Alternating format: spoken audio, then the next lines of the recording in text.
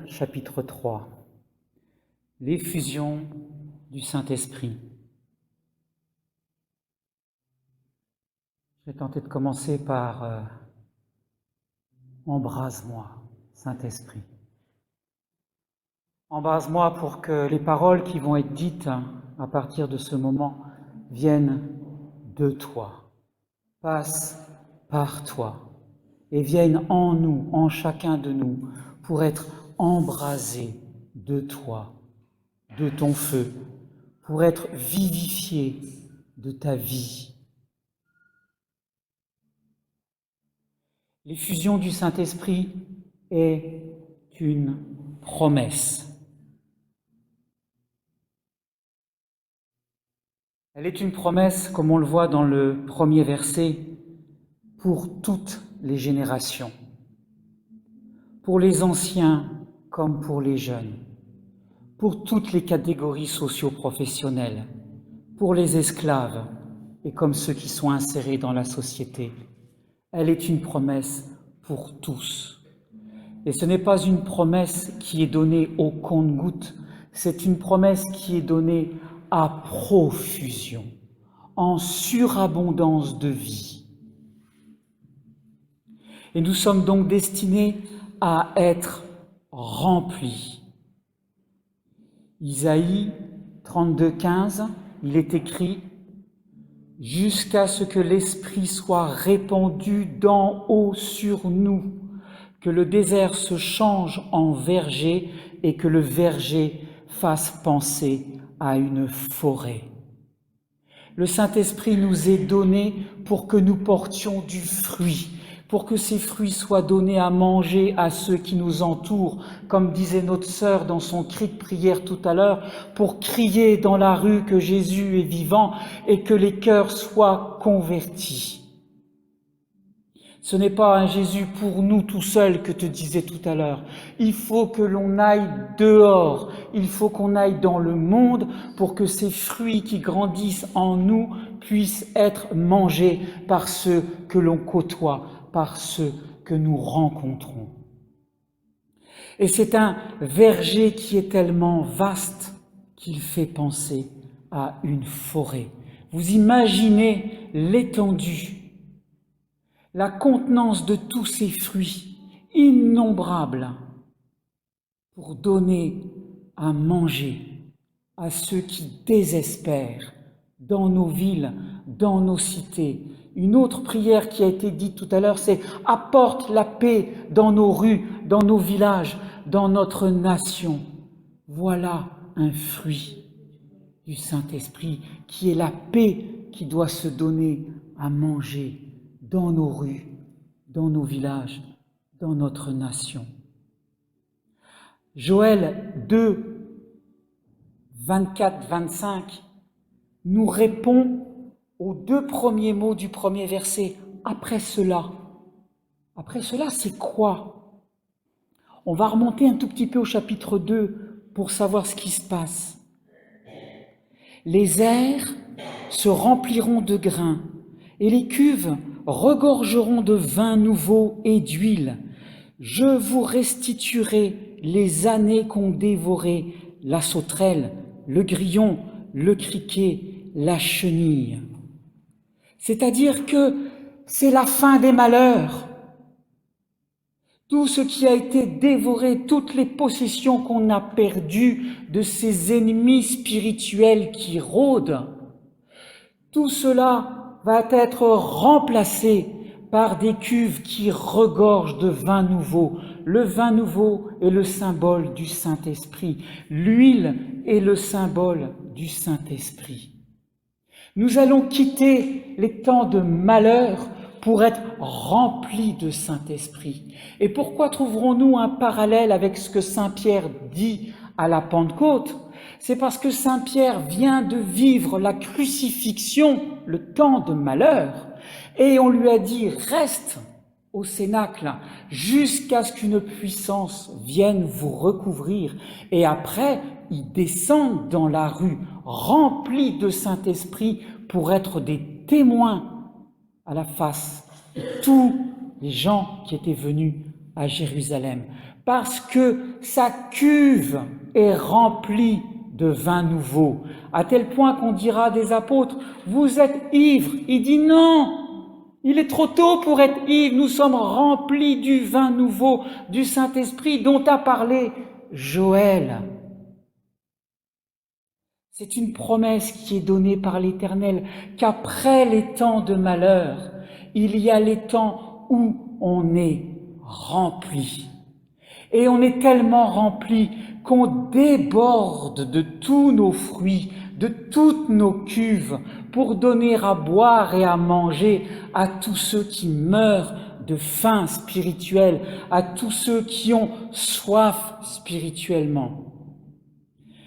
Le Saint-Esprit est un don, comme l'immersion dans un baptême. Matthieu 3, 11, Jean-Baptiste dira « Moi je vous baptise dans l'eau, mais celui qui vient après moi est plus puissant que moi, et lui vous baptisera d'Esprit Saint et de feu. » C'est un feu de purification qui nous purifie de quoi ?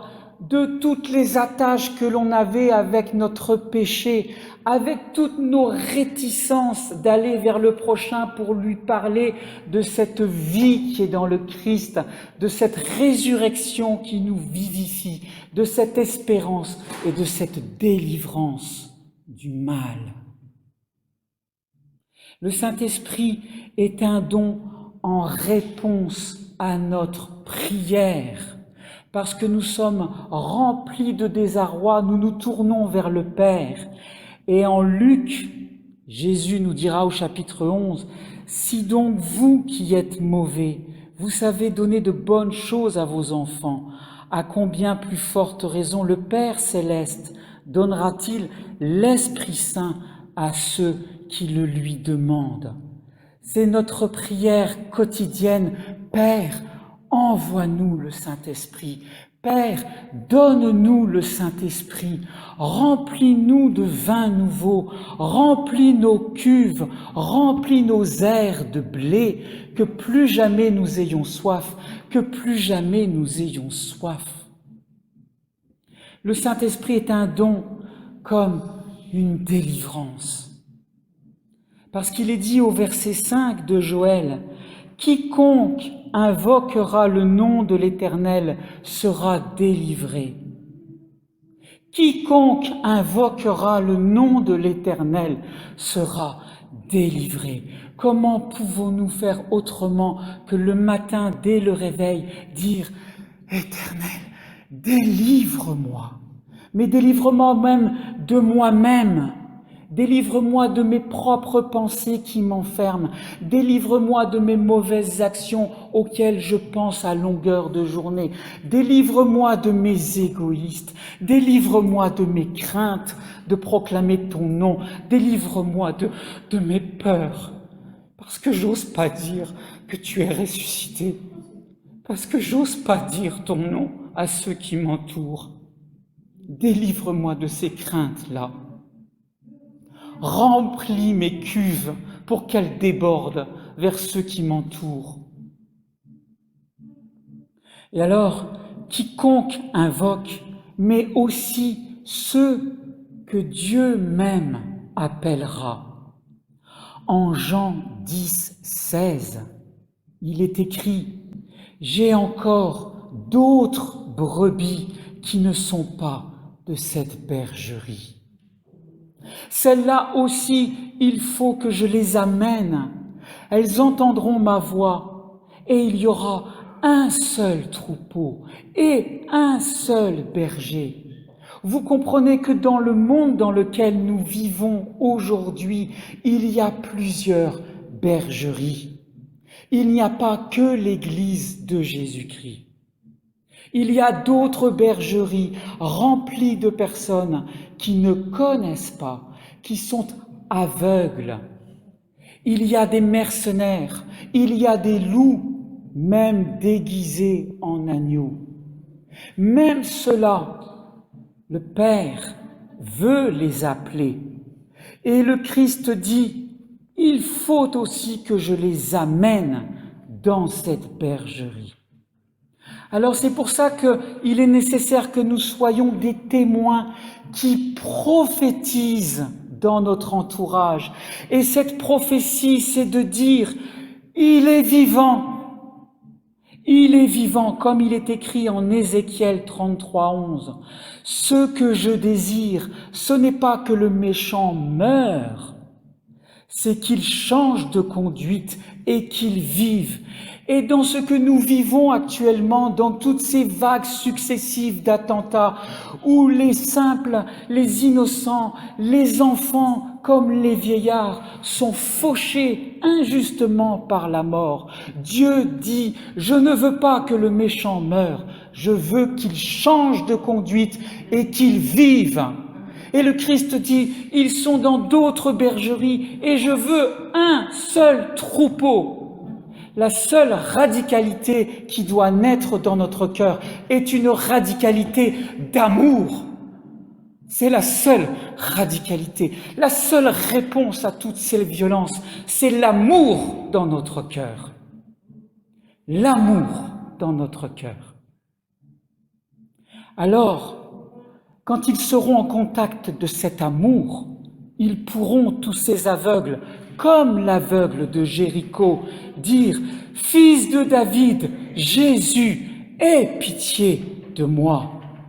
Fils de David, Jésus, aie pitié de nous. » Parce que le Christ guérit. Le Christ guérit tout le monde. Tous ceux qui crient à lui sont guéris.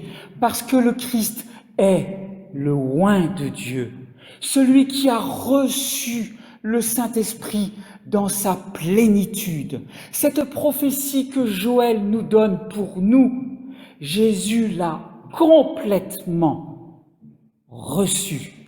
Et il dira dans la synagogue en Luc 4:18, « L'Esprit du Seigneur est sur moi parce qu'il m'a oint. Il m'a oint pour guérir ceux qui ont le cœur brisé. » Nous avons le cœur brisé quand nous voyons les assassins tuer les innocents. Nous avons le cœur brisé quand nous voyons les ténèbres remplir notre monde. Nous avons le cœur brisé quand nous voyons les gens refuser la bénédiction de l'Éternel. Il est oint pour proclamer aux captifs la délivrance. Et nous sommes captifs du mal, nous sommes captifs du péché. Notre monde est captif d'un tout un tas de choses. Et il est oint pour renvoyer libres les opprimés. Ne croyez-vous pas qu'il y a plein de nations dans lesquelles les gens sont opprimés parce qu'on veut leur faire de force subir, inculquer, et que ça mène tout ça à toute forme d'extrémisme, où on les oblige à aller à la mort pour des bourreaux mercenaires. Le Christ est venu pour libérer ces opprimés. Alors, le Saint-Esprit est une promesse qui nous est accessible dès notre réveil le matin, parce que le Père veut nous donner le Saint-Esprit, parce qu'il est un bon Père. Et il veut que nos cuves soient remplies de vin nouveau.